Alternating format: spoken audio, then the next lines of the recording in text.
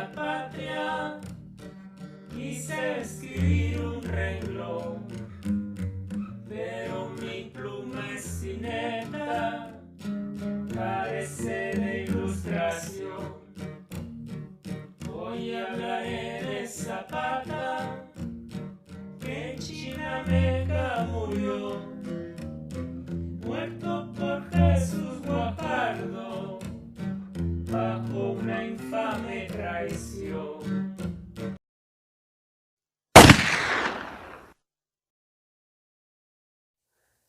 Jesús María Guajardo Martínez nació en 1892 en Candela, Coahuila, México, hijo de José Juan Guajardo Tijerina y María Martínez Barreda. Después de los sucesos de la Decena Trágica y el asesinato de Francisco Madero, Guajardo se uniría a las fuerzas del general Pablo González ante la usurpación de la presidencia por parte de Victoriano Huerta. Era un soldado que poco a poco iría ascendiendo hasta obtener el grado de coronel. Con la caída de Victoriano Huerta, Carranza fue electo como presidente de México. Sin embargo, Francisco Villa en el norte y Emiliano Zapata en el sur seguían alzados en pie de guerra. Villa y Zapata se oponían a Carranza, por lo cual el ejército federal los combatía. Las fuerzas de Carranza estaban al mando de Álvaro Obregón, quien jamás perdió alguna batalla. Para 1919, Zapata se había replegado. Vivía a Salto de Mata en el estado de Morelos. Perseguido, sin pertrechos y sin parque, desesperado, intentó acercarse a alguno de los oficiales federales. Entre Pablo González y Jesús Guajardo hubo muchas desavenencias. Estos rumores llegarían al campamento de los zapatistas. Zapata siempre tuvo miedo a ser traicionado, pero tenía que confiar en alguien.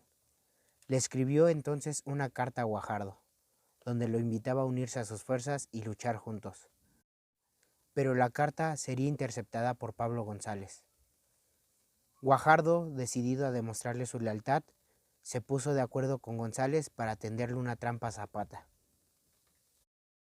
Guajardo contestaría afirmativamente, poniéndose a sus órdenes y enviándole como obsequio unas pistolas con cacha de oro.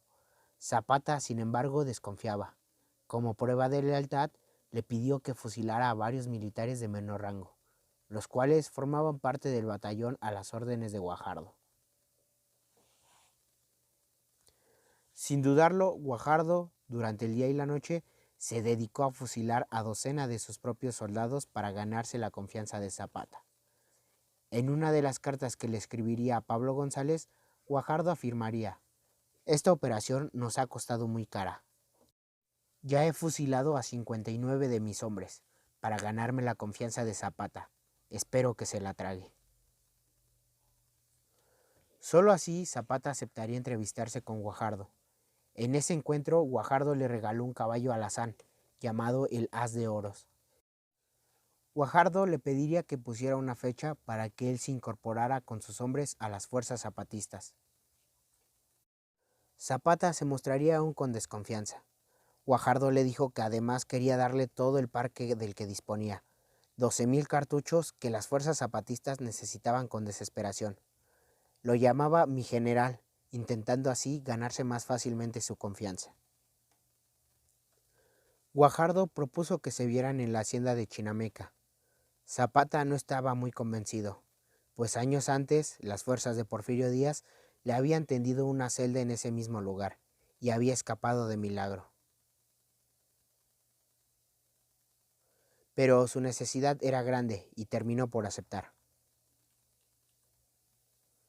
Así es como la mañana del 10 de abril de 1919, Zapata llegaría con sus fuerzas y se dedicó a rondar la hacienda. No se animaba a entrar, pues algo no le gustaba, enviando así a su lugarteniente, Feliciano Palacios, quien dedicó un buen rato a conferenciar con Guajardo en el interior de la hacienda. Guajardo le envió mensajes en repetidas ocasiones a Zapata, invitándolo a comer. Finalmente, hacia las 13 horas, decidió entrar, aunque algunos de sus hombres le pidieron que no lo hiciera. Entraría acompañado solamente del mayor Reyes Hábiles y 10 de sus hombres. Montó su caballo y se dirigió a la puerta de la hacienda. Al aproximarse Zapata a la hacienda, una banda de guerra formada en ambos lados tocó llamada de honor. Un clarín sonó 3 veces. Como los soldados presentaban armas al pasar Zapata, el primero en disparar fue el centinela, y a continuación siguieron las descargas que otros hicieron en su contra. Zapata quiso sacar la pistola en los últimos momentos que le quedaban de vida, y tratando de dar media vuelta, el caballo arrojó su cuerpo al suelo. Aún bañado en sangre, intentó tomar su pistola, pero un soldado lo remató. Estando Zapata boca abajo, murió como vivió, abrazado a la tierra. A su lado quedó su fiel asistente Agustín Cortés, y dentro de las habitaciones de la hacienda quedó Feliciano Palacios, asesinado en el momento en que caía Zapata. Las descargas de fusilería se convirtieron en mortífero fuego general contra los zapatistas. Bajo el fuego de fusilería, ametralladoras y bombas que simultáneamente estallaban, las despavoridas fuerzas zapatistas huían sin saber lo que había pasado y tratando de ponerse a salvo del furioso ataque del que eran víctimas. Una vez fuera del alcance de los proyectiles, comenzaron a reunirse para conocer las causas del ataque. Los mismos que iban atrás de Zapata informaron la funesta noticia de la muerte de su jefe. El parte oficial de Guajardo dijo que quedaron muertos Emiliano Zapata, Ceferino Ortega y otros generales zapatistas. Guajardo aseguró que él personalmente hizo fuego en contra de Palacios, Bastida y Castrejón, a los que mató en el acto. Posteriormente se comprobó que ni Ceferino Ortega ni Gil Muñoz fueron sacrificados en aquella ocasión. Guajardo también dijo que Zapata había muerto en combate, y esa versión se manejó en los periódicos de la época.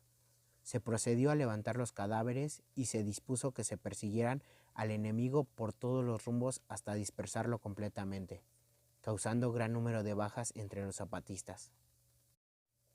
Con el objeto de conducir el cadáver de Zapata, se tocó Botacilla, y media hora más tarde, a las 16 horas, Guajardo salió de la hacienda de Chinameca con la fuerza a su mando, rumbo a Cuautla, donde llegaría a las 21 horas, haciendo entrega del cadáver al general Pablo González. El cuerpo de Zapata lo llevaba amarrado al lomo de una mula, y cuando llegaron a las puertas de Cuautla, adelantándose, Guajardo a donde estaba Pablo González, le informó: «Mi general, sus órdenes han sido cumplidas».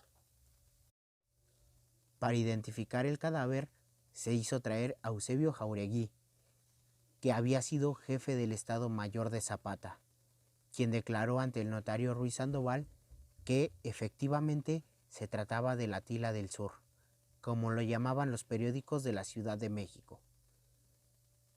Se le practicó la autopsia y se comprobó que solamente había ingerido líquidos.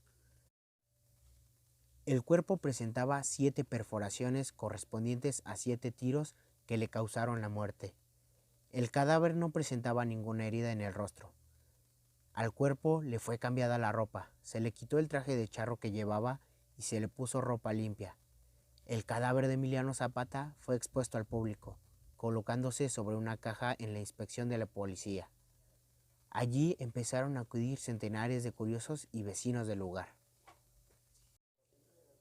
Se ordenó que el cadáver fuera puesto en exhibición.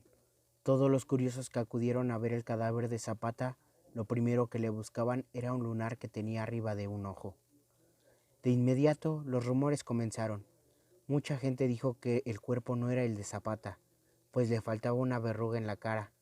Otros dijeron que tampoco tenía una marca en un dedo de la mano. Unos más afirmaban que el muerto era Jesús Delgado, compadre de Zapata, a quien éste habría enviado en su lugar previendo la traición. Las leyendas llevaron a Zapata hasta el lejano oriente, donde un compadre árabe le habría ofrecido protección. Según esa leyenda, Zapata se había embarcado en Acapulco para huir a Arabia. Otros más aseguraban que en las noches de luna se le podía ver cabalgando cerca de Anenecuilco, el sitio de su nacimiento.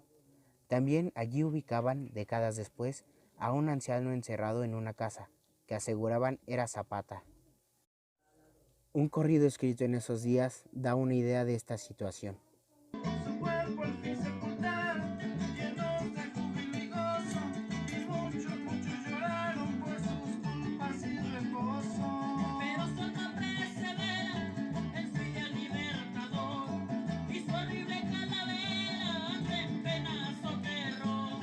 La constancia todos palpan, de la noche en las negruras, se ve vagar su fantasma por los montes y llanuras. Y sonar sus espuelas, sus horribles maldiciones, y rechinando las muelas cree llevar grandes legiones. Extiende la yerta mano y su vista se dilata, recorre el campo suriano el espectro de Zapata.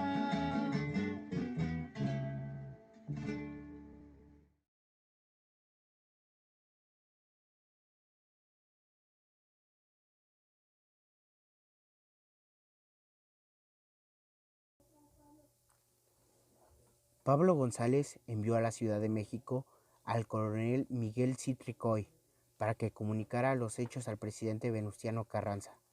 Inmediatamente se dio el boletín a la prensa. La noticia produjo verdaderas peregrinaciones rumbo a Cuautla, con el objetivo de ver el cadáver de Zapata. Se especuló en la Ciudad de México que el cuerpo iba a ser trasladado a la capital del país, pero no fue así.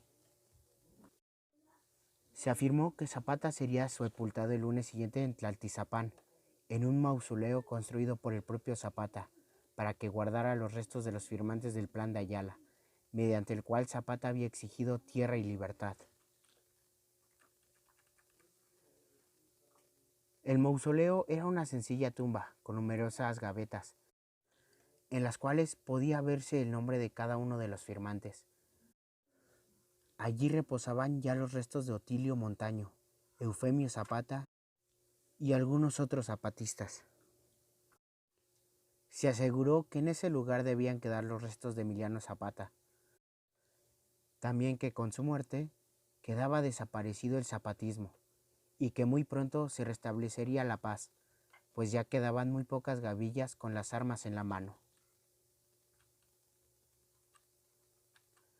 Pero, contrario a lo que se esperaba, al paso del tiempo, su figura fue retomada, su historia idealizada e integrada al panteón de la Revolución Mexicana, y su nombre utilizado para bautizar cualquier organización campesina.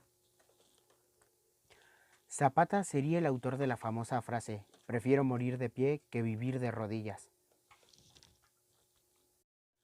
Tras el asesinato, Carranza le concedió al traidor Jesús Guajardo el grado de general, pero esa no sería la última vez que Guajardo demostraría su verdadera naturaleza. Cuando Obregón, seguido por la mayoría de los generales y de muchos gobernadores, dio un cuartelazo y proclamó el plan de Agua Prieta, Carranza tuvo que huir. A medida que Carranza huía hacia Veracruz, acompañado de su Estado Mayor, el tren en que se trasladaba era asediado por las tropas leales a Obregón. Y sería precisamente Jesús Guajardo, a quien Carranza había ascendido a general por traicionar a Zapata, quien ahora traicionaría a Carranza, lanzando una máquina loca. Gracias a ello, Carranza tuvo que abandonar el convoy, huir a pie a través de la Sierra de Puebla y llegar al poblado de Tlaxcaltongo, para finalmente ser asesinado también a traición a manos de Rodolfo Herrero. El último capítulo en la historia de traiciones de Guajardo ocurrió apenas 2 meses después. El 2 de julio de 1920 se rebeló en la región de La Laguna contra el nuevo presidente interino, Adolfo de la Huerta. Ante esta acción, el presidente de la Huerta, quien había instaurado una política de reconciliación, decidió mostrar su mano dura. Guajardo fue aprehendido poco después en Monterrey y sometido a un consejo de guerra. El hombre que traicionó y asesinó a Zapata y que además contribuyó a la muerte de Carranza no tuvo éxito en su tercera traición. Guajardo sería hallado culpable. Fue fusilado en Monterrey, Nuevo León. Su nombre se convertiría en sinónimo de traición.